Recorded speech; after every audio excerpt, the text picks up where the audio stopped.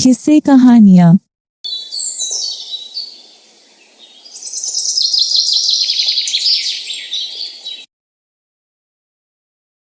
एक समय की बात है। हरे भरे खेतों और बहती हवा से घिरा एक सुंदर शांत गांव था। उसी गांव में राजा राजेंद्र सिंह का राज था। राजा बड़ा ही दयालु था। प्रजा हो या सेवक, सबका वह पिता समान ख्याल रखता। पर उसके इकलौते बेटे वीरेंद्र का स्वभाव उससे बिल्कुल उलट था। घमंडी, निर्दयी और गुस्सैल। एक दिन भोजन में जरा सी चूक हो गई। नमक कम पड़ गया। ये क्या बेस्वाद खाना है? किसने बनाया है? क्षमा करें युवराज, भूल हो गई। पर वीरेंद्र का क्रोध अंधा था। उसने आदेश दिया, इसे नमक के ढेर में गाड़ दो, अभी के अभी। यह बात राजा तक पहुंची। वे गुस्से से वीरेंद्र के कक्ष में गए। वीरेंद्र, क्या तुम्हें जरा भी बुद्धि नहीं? पिताजी, हम राजा हैं। हमारे खाने में कमी कैसे हो सकती है? अगर यही हरकतें जारी रहीं तो न राजा बनोगे न एक वक्त का भोजन मिलेगा। कहकर राजा लौट गए।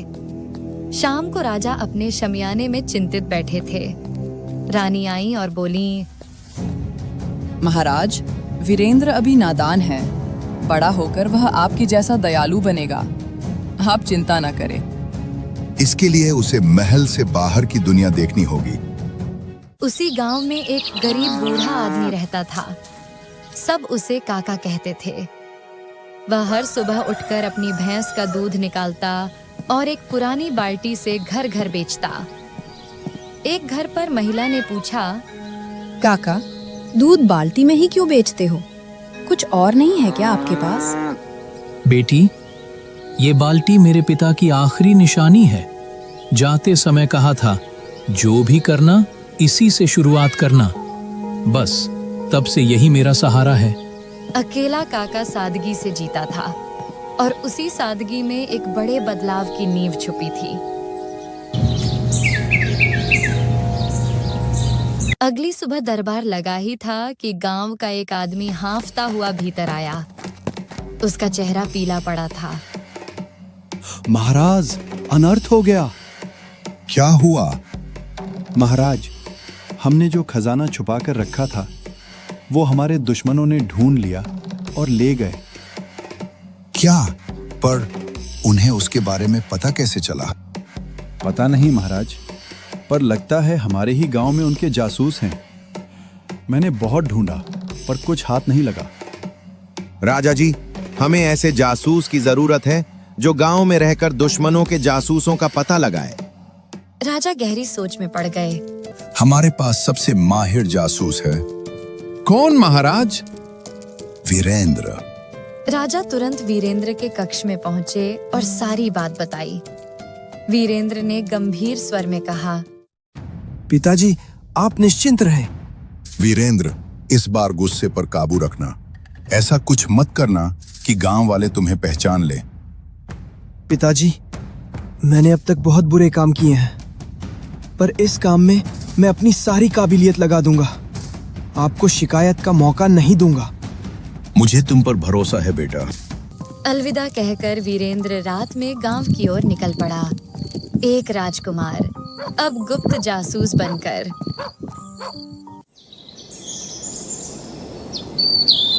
अगली सुबह काका की आंख खुली तो सूरज काफी ऊपर आ चुका था। अरे, आज तो बहुत देर हो गई। जैसे ही बाहर आकर देखा तो आंगन खाली था। अरे, मेरी भैंस! काका ने इधर उधर देखा। पास की गली, खेत की मेड़, कहीं कुछ नहीं। वे जल्दी से पड़ोसी के पास पहुंचे। अरे मोहन, मेरी भैंस देखी क्या तुमने? काका, भैंस तो नहीं दिखी, पर रात को बहुत जोर जोर से चिल्ला रही थी। मुझे लगा आप जाग गए होंगे। उधर वीरेंद्र कपड़े बदलकर गांव में आ चुका था। एक पेड़ के नीचे बैठा वह लोगों की बातें सुन रहा था। तभी दो गांव वाले आ गए। अरे भाई, तुम कहाँ से आए हो? पहले कभी गांव में नहीं देखा। मैं इस गांव का नहीं, पास के गांव से आया हूँ। कुछ काम ढूंढ रहा हूँ। काम ढूंढना है तो गांव में जाओ, यहाँ बैठने से थोड़ी मिलेगा। उधर काका सीधे मुखिया के पास पहुंचे। मुखिया जी कुछ कीजिए, मेरी भैंस चोरी हो गई, वही मेरी रोजी थी। मुखिया जी, कल मेरे भाई के घर भी चोरी हुई है। आज मैंने गांव के बाहर एक अजनबी को पेड़ के नीचे बैठे देखा है। उसे तुरंत पकड़ कर लाओ। 2 आदमी वीरेंद्र को लेकर आए। कौन हो तुम और हमारे गांव में क्यों आए हो? वीरेंद्र के भीतर गुस्सा उबाल मार रहा था, पर उसने संयम रखा। मुखिया जी, मैं पास के गांव से हूँ, यहाँ काम की तलाश में आया हूँ। तभी वही सुबह वाले 2 लोग आ गए। हाँ मुखिया जी, ये सच बोल रहा है, हमने सुबह से पूछा था। सबको यकीन हो गया कि वीरेंद्र निर्दोष है। 2 दिन बीत गए, चोरी का पता नहीं चला। थका हारा वीरेंद्र फिर उसी पेड़ के नीचे बैठ गया।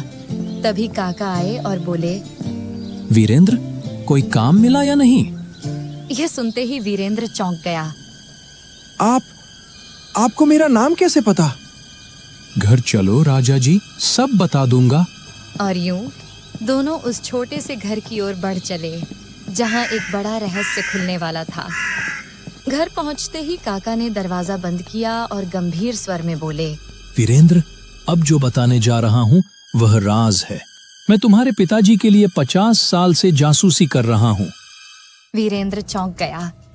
क्या सच में? 50 साल?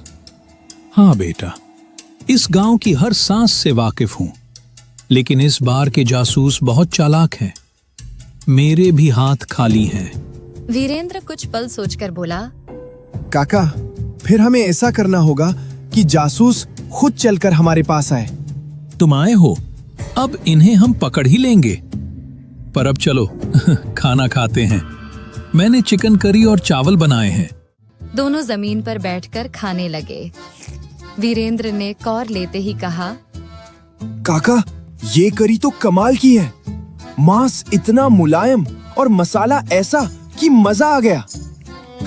आप दूध बेचना छोड़ दीजिए, चिकन करी का ठेला लगाइए। अरे, ये तो अच्छा सुझाव है। इससे मुझे एक तरकीब सूझी। कैसी तरकीब? हम गांव में चिकन करी का ठेला लगाएंगे, अनलिमिटेड चिकन करी, और वो भी बहुत कम दाम में। तो खबर फैल जाएगी। बिल्कुल। जासूस अक्सर छिप कर रहते हैं, कई दिन भूखे रहते हैं ताकि बाहर ना आना पड़े। ऐसी खबर सुनेगा तो कोई न कोई बाहर जरूर निकलेगा। लेकिन काका, हम पहचानेंगे कैसे कि कौन जासूस है और कौन दांव वाला? बेटा, 50 साल का अनुभव ऐसे ही थोड़ी है। आंखें, चाल, सवाल सब कुछ बता देता है। तो फिर तय रहा, कल से चिकन करी का ठेला। पहले खाओ, जासूस पकड़ने के लिए ताकत भी चाहिए। दोनों हंसते हुए खाने लगे और उसी सादे से घर में एक ऐसी योजना पक चुकी थी जो दुश्मनों को खुद बेनकाब करने वाली थी। अगली रात चुपचाप उतर आई थी। चांदनी में काका और वीरेंद्र ठेले की आखिरी तैयारी कर रहे थे। कड़ाही से मसालों की खुशबू उठ रही थी। काका, ठेले का नाम क्या रखेंगे? काका कुछ पल सोचते रहे। तभी उनकी नजर कोने में रखी पुरानी बाल्टी पर पड़ी। मिल गया। ठेले का नाम होगा बकेट चिकन करी। काका, बकेट में क्यों चिकन देंगे हम? बेटा, मैंने जो भी काम शुरू किया है इसी बाल्टी से किया है, और करी भी इसी में देंगे। अलग दिखेगा। दोनों गांव के बीच वाली जगह पहुंचे और ठेला लगा दिया। ठेला लगते ही कुछ गांव वाले आ गए। अरे काका, दूध छोड़ के चिकन करी? और ये क्या, चिकन करी बाल्टी में? अब से चिकन करी ही बेचूंगा। और सुनो, ये करी अनलिमिटेड है। क्या अनलिमिटेड? हाँ, और सिर्फ 80 रुपए में। तो फिर देर किस बात की? जल्दी से 2 बकेट लगाओ। काका ने बाल्टी में भर भर कर चिकन करी दी, साथ में चावल, प्याज और नींबू। लोग खाते ही बोले, काका, इतनी स्वादिष्ट करी और इतने कम दाम में। अब तो पूरे गांव में हंगामा मच जाएगा। दिन भर में पूरा गांव आ गया, पर कोई भी अजीब हरकत करता न दिखा। काका, आज तो कोई संदिग्ध नहीं दिखा। बेटा, आज खबर फैली है, कल कोई न कोई अपने बिल से बाहर जरूर निकलेगा। अगली सुबह काका ने वीरेंद्र से कहा, वीरेंद्र बेटा, तुम जाकर ठेला शुरू करो, मैं थोड़ी देर में आता हूँ। वीरेंद्र ने सिर हिलाया और उसी जगह जाकर बकेट चिकन करी का ठेला सजा दिया। कुछ ही देर बाद काका पीछे से आ पहुंचे। काका, मुझे एक आदमी पर शक हो रहा है। कौन? क्या तुमने उसे पहले देखा है? हाँ, हमारे घर के बगल वाले घर में पीले रंग का कुर्ता पहने था और बहुत सारा चिकन लेकर गया। ओ तो मोहन है, मोहन और जासूस, वो भी मेरे घर के पास रहकर। काका चलिए। वे बाहर आकर छिप गए। शाम ढलने लगी, तभी मोहन आता दिखा। काका और वीरेंद्र अचानक सामने आ गए। मोहन घबरा गया। अरे काका, क्या हुआ? ऐसे क्यों देख रहे हो? मोहन, तुम तो नॉनवेज खाते ही नहीं थे, है ना? नहीं काका, आज मेहमान आए थे, उन्हीं के लिए था।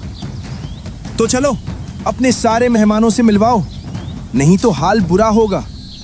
अचानक काका और मोहन जोर जोर से हंस पड़े। वीरेंद्र चौंक गया। ये क्या? अरे मेरे राजा बाबू, तुम्हें लगा हम इतनी आसानी से पकड़े जाएंगे? काका, आप? तुम्हें लगा काका सच में जासूस है? हैं, पर तुम्हारे पिताजी के नहीं, हमारे राजा जितेंद्र के। काका, आपने पिताजी और मुझे धोखा दिया। धोखा? 50 साल की वफादारी का क्या मिला? कुछ नहीं। इसलिए हमने खजाना लूटा और अब राजा की सबसे कीमती चीज भी। और क्या बचा है अब? तुम, जो राजा को सबसे अजीज है। यह सुनते ही वीरेंद्र हंस पड़ा। काका, लगता है ये पागल हो गया है। तभी पीछे से भारी कदमों की आहट आई। राजा के सिपाही और सेनापति ने चारों ओर से घेर लिया। काका और मोहन देखते ही रह गए। काका, आपको क्या लगा खेल सिर्फ आप खेल सकते हैं? मैं आपसे छोटा हूं, पर कम नहीं। पर तुम्हें कैसे पता चला? पहले दिन से, जब आप भैंस चोरी की शिकायत लेकर मुखिया के पास आए, तभी शक हुआ। और जब आपने बाल्टी का जिक्र किया, तब यकीन हो गया। कैसे? क्योंकि वो बाल्टी हमारी शाही रसोई की थी। मैंने देखते ही पहचान लिया। उसी रात महल खबर भेज दी। सिपाहियों ने काका और मोहन को महल ले गए। वीरेंद्र की चाल सफल हो चुकी थी। लुटा हुआ सारा खजाना वापस महल पहुंचा। राजा ने वीरेंद्र को देखते कहा, बेटा, आज तुमने साबित कर दिया कि तुम मेरी जगह संभालने को तैयार हो। पिताजी, आज से मैं न्याय और दया दोनों का साथ नहीं छोड़ूंगा। दोस्तों, अंकित की एक अच्छी सी चाय की दुकान थी। उसकी चाय अच्छी होने की वजह से आसपास के ज्यादातर लोग उसी के पास चाय पीने आया करते थे। तुम्हारी दुकान की चाय पीकर ही मैं अपने दिन की शुरुआत करता हूँ। अरे मुझे तो जब भी चाय पीनी होती है, इसी के हाथ की चाय पीता हूँ। बनाता ही इतनी अच्छी है। बताओ क्या नहीं होता इसकी चाय में? एक कड़क ताजा और सुस्ती उतार देने वाली चाय बनाता है ये। अंकित की दुकान बड़ी ही अच्छी चल रही होती है, इस वजह से उसकी कमाई भी बहुत अच्छी हो रही होती है। अंकित के साथ सिर्फ उसकी पत्नी रहती है। सुनिए जी, हमें 2 महीने बाद मेरी बहन की शादी में जाना है। कम से कम भी नहीं तो हमें 1 महीने के लिए जाना होगा। हाँ, कोई बात नहीं, इसमें दिक्कत ही क्या है? कमाई बहुत अच्छी हो रही है। इतना तो मैंने बचा लिया है कि 1 महीने के लिए हम आराम से बाहर जा सके। ठीक है, अब आप बाद में मना ना कीजिएगा। और हमें साथ ही चलना है। मेरी बहन की शादी की सारी तैयारियां जाकर हम ही लोग करेंगे। ठीक है, 2 महीने और अच्छी कमाई हो तो शादी में कुछ हम भी अच्छे से खर्च करेंगे। हाँ। दोनों पति पत्नी आपस में बड़ी खुशी से खुशहाल जीवन यापन कर रहे होते हैं। एक दिन अंकित अपनी दुकान में चाय बना रहा होता है। तभी सुरेश नाम का एक आदमी उसकी दुकान पर आता है। दोस्त, मैं पास के ही गांव से यहाँ कुछ काम ढूंढने के लिए आया हूँ।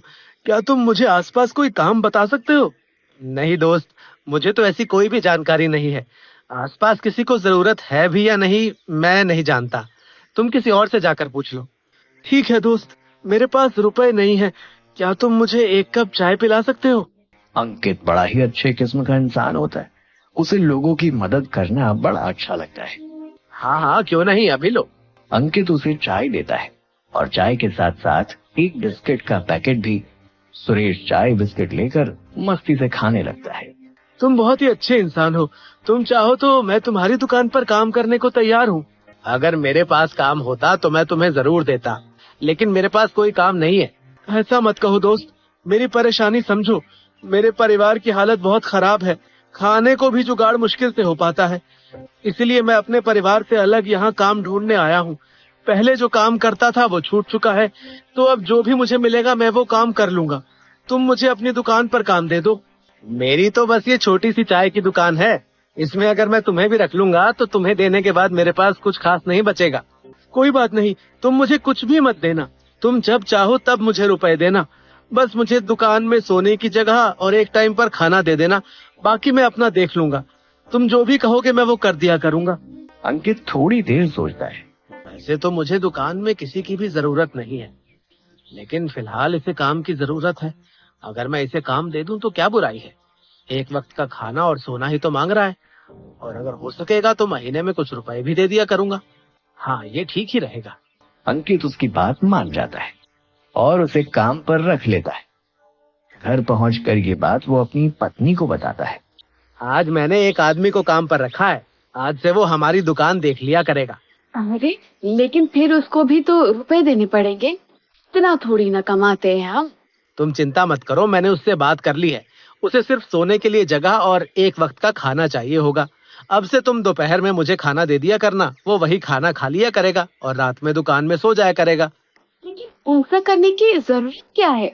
वैसे तो कोई खास जरूरत नहीं है, लेकिन तुम्हारी बहन के यहाँ जब एक महीने के लिए हम जाएंगे तो दुकान बंद रहेगी, उस वक्त दुकान की कोई कमाई नहीं होगी। ऐसे में अगर सुरेश होगा तो दुकान वो देख लिया करेगा और इसी तरह हमारी दुकान की कुछ ना कुछ कमाई हो जाया करेगी। हाँ फिर ठीक है, लेकिन भरोसे का तो इंसान है ना, किसी अनजान को तो नहीं रख लिए आप। हाँ ये तो मैंने सोचा ही नहीं, तुम सही कह रही हो। मैं उसके बारे में कुछ जानता ही नहीं हूँ, कहाँ से आया है, क्या करता था, उसका घर कहाँ है, उसने कुछ भी नहीं बताया है। मैं उससे कल ही ये सब पूछ लूंगा। हाँ इंसान के बारे में जानना भी तो जरूरी है।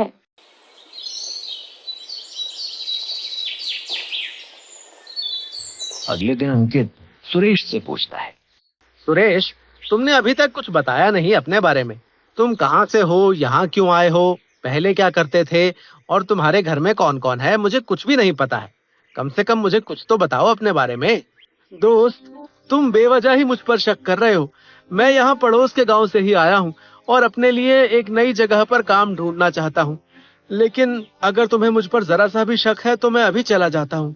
अंकित को थोड़ा सा बुरा लगता है और वो सुरेश को रोकते हुए कहता है, नहीं नहीं, मेरा वो मतलब नहीं था, मैं तो बस जानना चाहता था कि तुम कहाँ से आए हो। सुरेश अंकित की दुकान पर काम करने लगता है और अंकित भी धीरे धीरे सुरेश को काम सिखाने लगता है। देखो सुरेश, दूध में कभी भी पानी नहीं मिलाना, लोगों को अच्छे और ज्यादा दूध की चाय पिलाना और पत्ती अच्छे से डालना, चाय को ज्यादा मीठा भी नहीं करना, ठीक है? सुरेश भी चाय बनाने लगता है और अंकित धीरे धीरे दुकान का थोड़ा बहुत काम सुरेश को सौंपने लगता है। सुरेश, मैं घर जाकर तुम्हारे लिए खाना ला रहा हूँ, तब तक तुम दुकान को देख लेना। हाँ हाँ बिल्कुल, तुम चिंता मत करो। अंकित घर पर खाना लेने चला जाता है। सुरेश की दुकान पर ग्राहक आता है। एक बढ़िया सी चाय देना मेरे लिए। सुरेश चाय देता है और ग्राहक चाय पीकर बड़ा खुश होता है। वाह, तुम तो बिल्कुल अंकित जैसी चाय बनाते हो। ग्राहक भी सुरेश से बड़े खुश होते हैं। अब अंकित का दुकान पर जाने का सिलसिला बदल जाता है। वो सुबह की जगह दोपहर में दुकान जाता था। सुबह से दोपहर तक सुरेश ही दुकान देखता था। दोपहर को अंकित सुरेश के लिए खाना ले जाता और शाम में जल्दी घर आ जाता। रात में सुरेश वही खाना खाकर दुकान में सो जाया करता था। बड़ा आराम हो गया है जब से सुरेश आया। पहले मुझे कितनी भागदौड़ करनी पड़ती थी, सब कुछ खुद ही देखना पड़ता था। अब आधे से ज्यादा काम तो सुरेश ही देख लेता है और मांगता भी कुछ नहीं है। कितना अच्छा इंसान है। हाँ, अब हम सुरेश की वजह से शादी में ज्यादा दिन रुक सकेंगे। पहले हम 1 महीना ही रुकने वाले थे, अब हम 2 महीने आराम से रुक कर जाएंगे। हाँ हाँ, क्यों नहीं, तुम चिंता मत करो, सुरेश सब देख लेगा। अंकित शादी में जाने से पहले सुरेश को बताता है, सुरेश, मैं 2 महीने के लिए अपनी ससुराल जा रहा हूँ। मेरी साली की शादी है और उसकी शादी का सारा इंतजाम मुझे ही देखना है, इसलिए 2 महीने के लिए दुकान तुम चलाओगे। सभी ग्राहकों से अच्छे से पेश आना और चाय हमेशा अच्छी बनाना और किसी को भी उधार में कुछ मत देना। अंकित, तुम बिल्कुल भी चिंता मत करो, यहाँ मैं सब कुछ देख लूंगा। तुम आराम से शादी करा के आओ, बस आते समय मेरे लिए मिठाई जरूर ले आना। अरे ये भी कोई कहने की बात है, जरूर लाऊंगा। अंकित पत्नी को लेकर गांव जा रहा होता है। तभी उसकी पत्नी उससे कहती है, आपको क्या लग रहा है, हम सही तो कर रहे हैं ना, दुकान सुरेश पर छोड़कर? अरे तुम चिंता मत करो, मुझे सब पता है कि दुकान में कितना माल है और वो कितने का बिक सकता है। मैं लौट कर देखूंगा और जितना सामान बिका होगा सुरेश से उतने रुपए लूंगा। तुम बिल्कुल भी चिंता मत करो। अंकित अपनी पत्नी संग गांव चला जाता है और उसके जाते ही सुरेश को दुकान पर अधिकार मिल जाता है। बस इसी मौके का तो इंतजार कर रहा था मैं। अब 2 महीने तक ये दुकान मेरी है, मैं इसमें कुछ भी कर सकता हूँ। सुरेश तुरंत ही चाय के दाम बढ़ा देता है। जो चाय पहले 10 रुपए में देता था, अब उसके दाम बढ़ाकर 15 रुपया कर देता है। ग्राहक उसकी दुकान पर आकर चौंक जाते हैं। अरे सुरेश, ये पैसे एकदम 10 से 15 कैसे कर दिए तुमने? कल तक तो 10 रुपए थे। इतने सालों में अंकित ने तो कभी रुपए नहीं बढ़ाए। भैया, मेरी दुकान होती तो मैं आपको फ्री में दे देता, लेकिन दुकान तो अंकित की है ना, मैं उसका कहा कैसे टाल सकता हूँ। अरे लेकिन हम तो रोज ही पीने वाले हैं, हमें तो कुछ कम करके दो सुरेश। अब मैं क्या करूँ भैया, अंकित जी की समस्या ही कुछ ऐसी है। कैसी समस्या? आपको पता नहीं, अंकित जी की माँ की तबीयत काफी खराब है, इसलिए वो गांव गए हुए हैं। लेकिन इस वजह से दाम इतना क्यों बढ़ा दिया है? अरे आप ही सोचिए, अंकित भैया एक साधारण सी चाय की दुकान चलाते हैं और आप सभी के लिए अंकित भैया कितना कुछ किए हैं। वो कितने अच्छे इंसान हैं। हाँ ये तो है, अंकित बहुत ही अच्छा इंसान है। जब भी किसी को मदद चाहिए हो तो वो जरूर ही मदद करता है। तो अब तो हम लोगों की बारी है, अब हमें अंकित भैया की मदद करनी चाहिए। अगर हम थोड़ा ज्यादा रुपए देकर कुछ दिन चाय पी लें तो अंकित भैया की मदद हो जाएगी। फिर मैं वो रुपए खुद अंकित भैया को दे आऊंगा और 2 महीने बाद चाय के दाम वापस से 10 रुपए हो जाएगा। आप चिंता ना करें, बस 2 महीने की ही बात है। अरे ये बात, फिर तो तुम मुझसे 15 क्या, तो 20 रुपए ले मुझसे। हाँ, और मुझे 30 रुपए। अंकित के लिए तो हम कुछ भी कर सकते हैं, वो हमारी कितनी बार मदद कर चुका है। ग्राहक उसकी दुकान पर चाय पीना जारी रखते हैं। अब सब इसी तरह चलता है। सुरेश 10 की जगह 15 की चाय बेचने लगा था और उसकी चाय भी उतनी अच्छी नहीं रही। चाय में वो बात नहीं रही सुरेश, मजा नहीं आता है।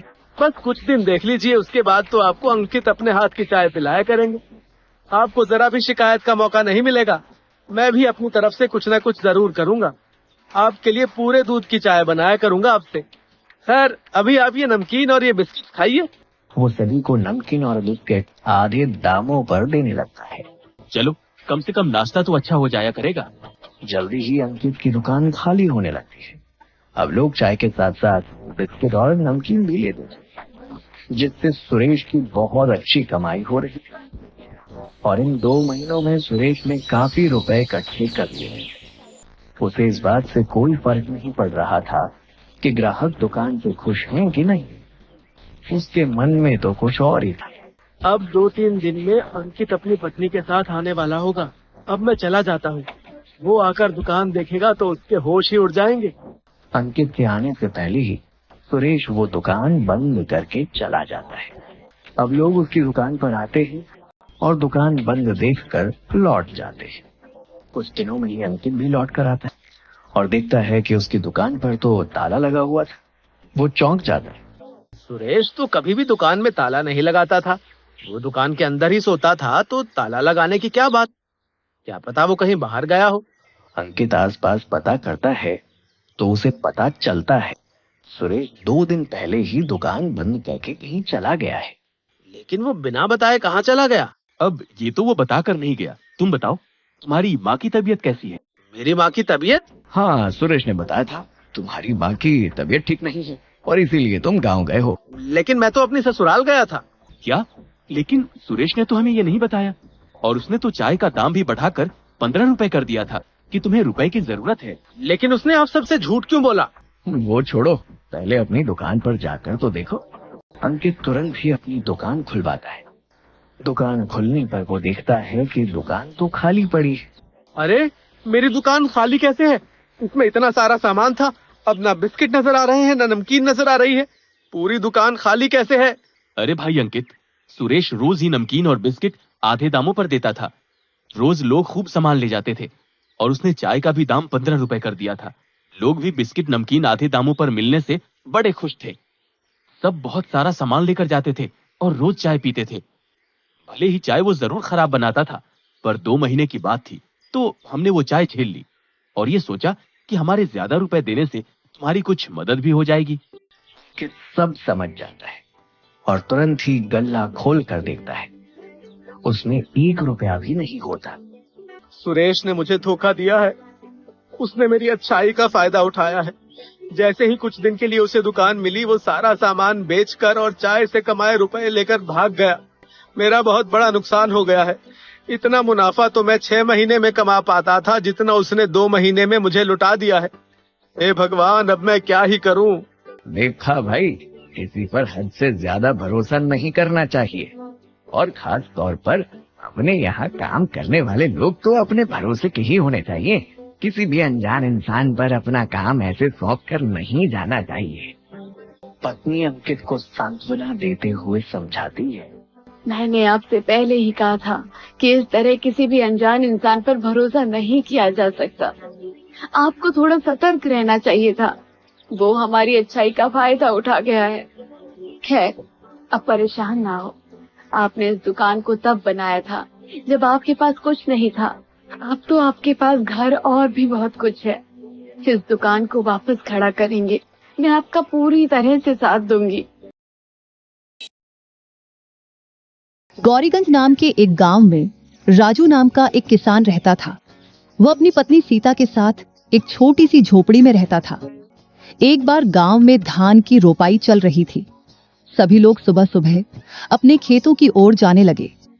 मैं जा रहा हूं खेत पर, तुम खाना लेकर वहीं आ जाना और भाग्यवान साथ में थोड़ी दही का शरबत भी ले लेना। ठीक है जी, आप जाइए, मैं ले आऊंगी। राजू अपने खेत में पहुंचता है।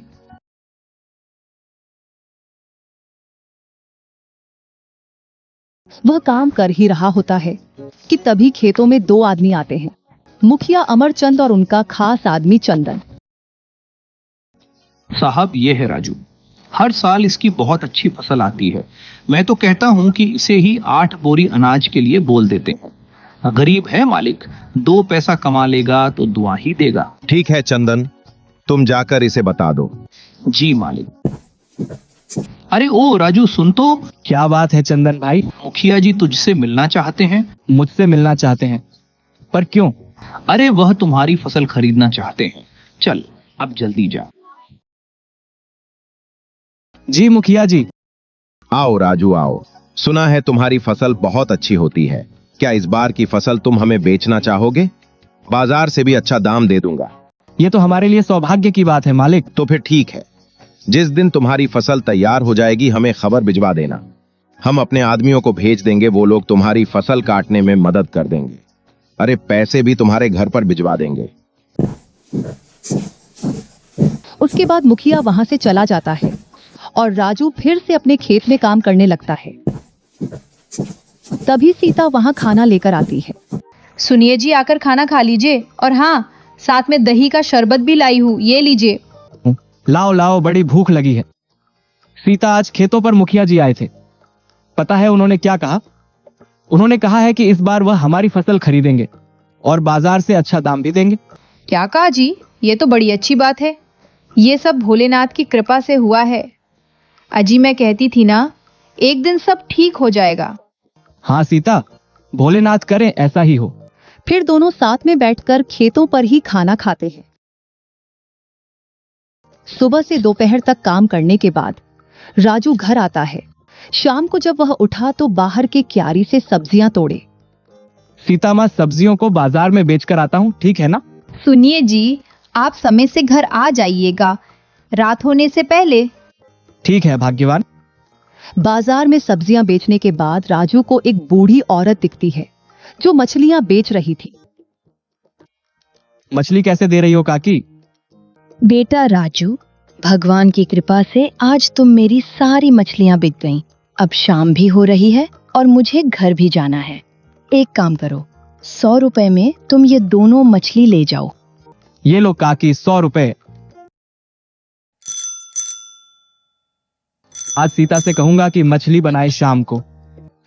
घर पहुंचकर राजू बोला, अरे ओ सीता, कहाँ हो? ये लो मछली लाया हूँ, आज शाम को मछली ही बनाना, बहुत मन कर रहा है। हाँ जी ठीक है, मैं खाना बनाना शुरू करती हूँ, तब तक आप हाथ मुंह धो लीजिए, ठीक है? अरे वाह, तुम्हारा तो कोई जवाब नहीं। क्या मछली बनाई है? आह, मजा आ गया। इस तरह से कई महीने बीत गए और राजू की खेतों में सोने की तरह फसल उगाई। सीता, मैं खेत पर जा रहा हूँ, मुखिया के आदमी पहुंचते ही होंगे।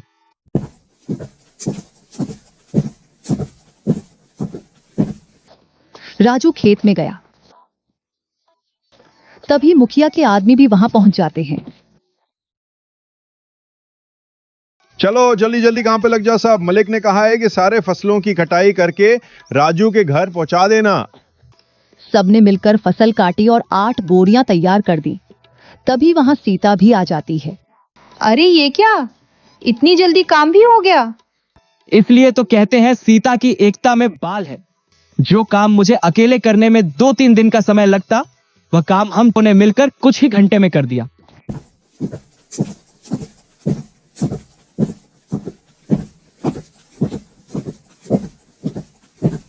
इसके बाद सबने मिलकर बोरियां राजू के घर तक पहुंचा दी।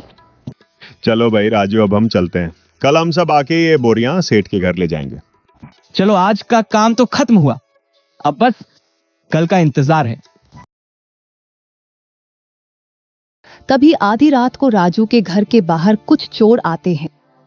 मेरी बात ध्यान से सुनो, हमें पूरा काम करके ही लौटना है। खाली हाथ लौटे तो सरदार हमें छोड़ेंगे नहीं। वह चोर धीरे धीरे राजू के घर से सारी बोरियां चुरा कर ले गए।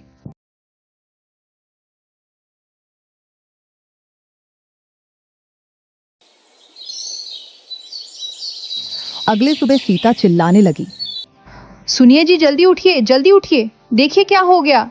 घबराकर राजू की आंख खुली। अरे सीता, क्या हो गया? क्या हुआ भाग्यवान, जो तुम इतना जोर से चिल्ला रही हो? घर में से सारी बोरियां चोरी हो गई है, अनाज की। हे भगवान, ऐसा कैसे हो गया? ये क्या हो गया मेरे साथ? हे भोलेनाथ, मैं तो कभी किसी का बुरा नहीं चाहा, फिर यह सब मेरे साथ ही क्यों? चिंतित होकर राजू घर के बाहर बैठ जाता है। तभी वहां मुखिया का खास आदमी चंदन आया। अरे भाई राजू, बोरियां तैयार है ना? कल रात को ही मेरे घर से सारी बोरियां चोरी हो गई। ये क्या कह रहे हो राजू? कहीं मुखिया जी गुस्सा ना हो जाए। तुम तो उनका गुस्सा जानते ही हो, लेकिन फिर भी उनसे बात तो करनी ही पड़ेगी। चलो अब मेरे साथ। राजू चंदन के साथ अमरचंद के घर गया। क्या हुआ राजू, तुम सब खाली हाथ क्यों आ रहे हो? मुखिया जी, कल मेरे घर से सारी बोरियां चोरी हो गई। सुबह हमने देखा तो अनाज की सारी बोरियां गायब थीं। यह क्या मजाक है राजू? कहीं अच्छे दाम के चक्कर में तुमने किसी और को तो नहीं भेज दी और मुझसे आकर झूठ बोल रहे हो? नहीं नहीं मुखिया जी, एक ही गांव में रहना है, हम सबको भला झूठ बोलकर कितने दिन बच पाऊंगा। ठीक है, लेकिन अगर मुझे पता चला कि तुमने किसी और को बचा है, तब देखना मैं क्या करता हूं तुम्हारे साथ। कुछ दिन तक राजू और सीता बहुत उदास है। सब्जियां बेचकर घर में जो भी पैसे आते, राजू उन्हें बहुत संभाल कर खर्च करता था।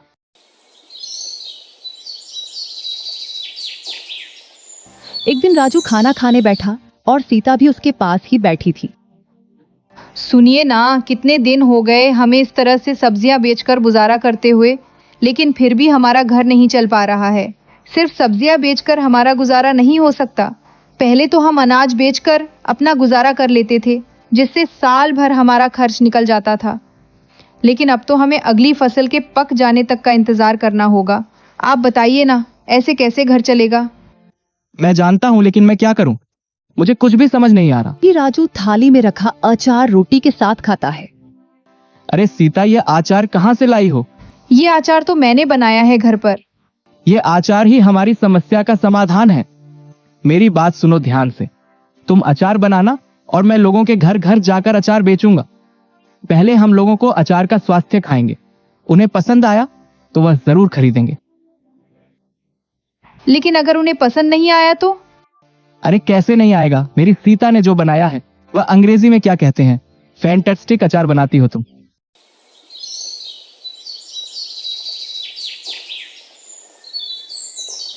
अगले दिन से सीता अचार बनाने लगी और सबको डिब्बों में पैक कर दिया और राजू अचार साइकिल पर रखकर निकल पड़ा।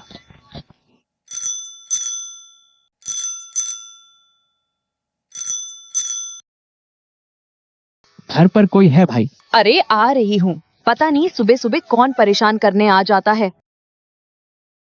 अरे राजू भैया, आप सुबह सुबह यहाँ कैसे आना हुआ? अचार बेचने का काम शुरू किया है भाभी जी, इसीलिए घर घर जाकर अचार बेच रहा हूँ। खरीदना चाहेंगी 100 रुपए में? जरूर भैया, जरा चखाना तो। उस औरत ने अचार चखा तो उसे बहुत पसंद आया। सच में राजू भैया, ये अचार तो बहुत स्वादिष्ट है। मुझे एक डिब्बी दे दीजिए।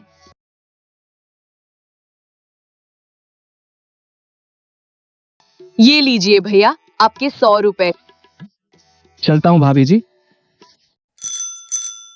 पैसे लेकर राजू आगे बढ़ गया। अरे राजू, तू यहाँ और बता, कैसा है? इस चोरी के बारे में सुनकर बहुत बुरा लगा भाई। जाने दो भाई, अब क्या ही कर सकते हैं। अच्छा ये बताओ, बाहर से अचार खरीदते हो क्या? हाँ, क्यों? मैंने अचार बेचना शुरू किया है भाई, खरीदना चाहोगे क्या? राजू ने उसे थोड़ा सा अचार छकने को दिया। अरे वो राजू किसने बनाया ये? सीता ने। भाभी को कहना कि बहुत अच्छा अचार है। बताओ भाई, खरीदोगे? हाँ भाई, एक काम करो, मुझे 2 डिब्बी दे दो। दूसरों से भी तो खरीदता ही हूँ, क्यों ना तुमसे ही खरीद लूं। भाई तुम्हारे 200 हो गए। हाँ भाई, ये लो। उसे 2 डिब्बी देखकर राजू आगे बढ़ गया। पूरा दिन राजू साइकिल पर चलते हुए अचार बेचता रहा। धीरे धीरे राजू का सारा अचार बिक गया। सीता, अरे ओ सीता, कहाँ हो भाग्यवान, जरा इधर तो आना। क्या हुआ जी, अचार बिका या नहीं? अरे सीता, हमारा 4 हाथों हाथ बिक गया, एक भी डब्बा नहीं लौटा। क्या आप सच कह रहे हैं? ये तो बहुत अच्छी बात है। अब बस तुम ऐसे ही अचार बनाते रहो और मैं घर घर जाकर बेचता रहूंगा। हाँ जी, आप बिल्कुल ठीक कह रहे हैं। मैं तो कहती हूँ कि आप दूसरे गांव में जाकर भी अचार बेचा कीजिए। आप जितना ज्यादा अचार बेचेंगे उतना ही तो हमारा फायदा होगा ना। अब से मैं और भी ज्यादा अचार बनाकर दे दिया करूंगी और आप दूसरे गांव में भी बेचना। ठीक कहा तुमने, मैं ऐसा ही करूंगा। अब कल से तुम और भी ज्यादा अचार बनाना। हाँ जी, आप 1 हफ्ते रुक जाइए। 1 हफ्ते में बहुत सारा अचार बनाकर तैयार कर दूंगी। उसके बाद आप बेचने जाना, क्योंकि अचार पकाने में भी तो समय लगता है ना। सीता अचार बनाना शुरू कर देती है और राजू बाजार में सब्जियां बेचता है। कुछ दिनों में अचार तैयार हो जाता है और राजू फिर से उन्हें बेचना शुरू कर देता है। अब राजू दूर दूर के गांव में जाकर भी अचार बेचा करता था।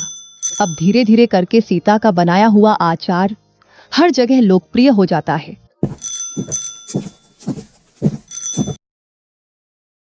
क्या बात है राजू, जरा अपना अचार तो चखना। मैंने सुना है तुम्हारा अचार लोगों को बहुत पसंद आ रहा है। ये तो सबका प्यार है मुखिया जी, ये लीजिए, आप भी चखिए। अरे वाह राजू, ये तो बहुत बढ़िया अचार है। मेरे घर पर कुछ दिनों बाद भंडारा है, इसलिए कुछ दिनों बाद मेरे घर पर 30 किलो अचार भिजवा देना। मैं अपने आदमियों को तुम्हारे घर भिजवा दूंगा, वो जाकर अचार ले आएंगे और तुम्हारे पैसे भी दे देंगे। जी मुखिया जी। कुछ दिन ऐसे ही बीत जाते हैं। अगले दिन जब राजू और सीता उठे तो घर में फिर से चोरी हो चुकी थी। इस बार अचार की चोरी हुई थी। सुनिए जी, घर में फिर से चोरी हो गई है। किसी ने हमारा रखा हुआ सारा अचार चुरा लिया। राजू जल्दी से उठा और वहां गया जहां उसने अचार रखा था। ये सब देखकर राजू बहुत निराश हो गया। हे भगवान, यह क्या हो गया सीता? मैं मुखिया जी को बात कराता हूँ, कहीं और से उन्हें पता चल गया तो गुस्सा करेंगे। मुखिया जी, इस बार फिर से हमने जो आपके लिए अचार तैयार किया था वह चोरी हो गया। क्या ये हमेशा मेरे साथ ही क्यों होता है? मैं जब भी तुमसे कुछ मांगता हूं तो वो तुम्हारे घर से चोरी क्यों हो जाता है? मुझे तो लगता है तुम अपना सामान मुझे बेचना ही नहीं चाहते। ठीक है, मैं आज के बाद कोई भी सामान तुमसे खरीद लूंगा ही नहीं। जाओ। ऐसी बात नहीं है मुखिया जी, आप खुद ही सोचिए ना, मैं भला आपसे दुश्मनी क्यों मोल लूंगा। आप चिंता मत कीजिए, मैं फिर से आपके लिए 30 किलो अचार तैयार करता हूँ। ठीक है, मगर इस बार कुछ हुआ तो तुम देख लेना, अच्छा नहीं होगा। राजू अपने घर गया और चिंता में डूब गया। इस बार राजू ने ढेर सारे डिब्बों को एक साथ रखा और सोने चला गया। अचानक रात को चिल्लाने की आवाज आई। अरे ये क्या कर दिया? कोई बचाओ हमें! पानी! अरे कोई पानी दो हमें! मेरी आंखें जल रही हैं। राजू ने जाकर देखा तो सारे के सारे चोर दर्द से चिल्ला रहे थे। पानी! अरे कोई पानी दो हमें, मेरी आंखें जल रही हैं। अब आया ना मजा? तुम लोगों को तो जैसे आदत ही पड़ गई थी मेरे घर में चोरी करने की। क्या मजा आता है तुम्हें यह सब करने में? जितना दिमाग चोरी में लगते हो उसकी जगह कुछ और कर लेते ना तो अभी इज्जत की जिंदगी जी रहे होते। चलो बताओ, क्यों चोरी कर रहे थे? किसने कहा था तुम्हें यह सब करने को? ये सब हम अपनी मर्जी से नहीं कर रहे थे, ये सब हमने चंदन के कहने पर किया। क्या कहा तुमने? चंदन?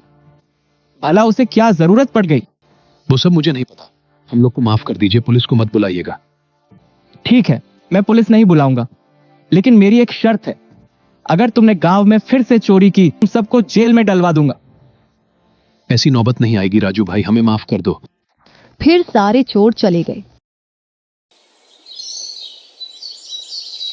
अगले दिन राजू मुखिया जी के घर गया और उसे रात की सारी कहानी बताई। मुखिया जी, ये सारी चोरियां चंदन ने करवाई है।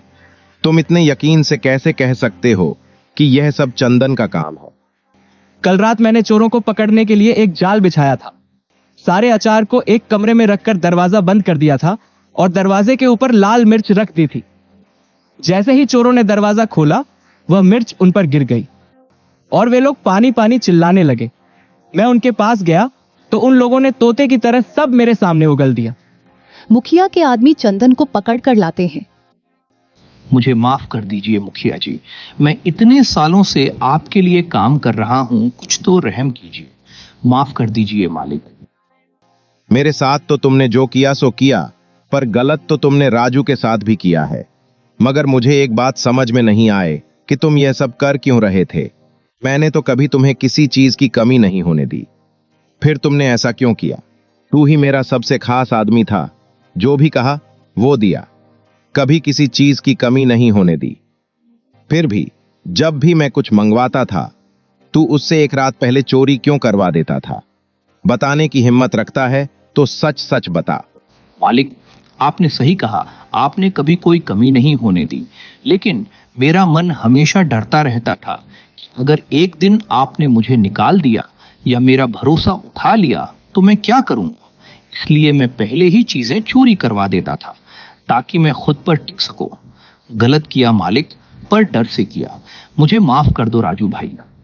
ये सब तुम कर रहे थे चंदन, और मैं इतने दिनों से परेशान था। मानता हूं ये सब तुमने डर से किया, लेकिन मैं तुम्हें माफ नहीं कर सकता। मैं नहीं चाहता कि गांव में और किसी के साथ भी ऐसा हो। सबके पास ये सबक पहुंचना चाहिए, इसलिए मुझे किसी माफी की उम्मीद मत रखना। तभी पुलिस वाले आते हैं और चंदन को अपने साथ गिरफ्तार करके ले जाते हैं। भाइयों, अचार ले आओ। मुखिया के आदमी ढेर सारा अचार ले आए। ये लीजिए मुखिया जी, इस बार हमारा सामान आपके घर तक पहुंच ही गया। हाँ राजू, यह लो तुम्हारे पैसे। तुम सच में मेहनती और ईमानदार किसान हो। आपका बहुत बहुत शुक्रिया मलिक, अब मैं चलता हूँ। फिर राजू अपने घर लौट गया। दोस्तों, अगर आपको वीडियो पसंद आया हो तो लाइक और शेयर जरूर करें। चैनल को सब्सक्राइब करना ना भूलें और बेल आइकन दबाएं ताकि आप हमारी हर नई कहानी सबसे पहले देख सकें। मिलते हैं अगली मजेदार कहानी में।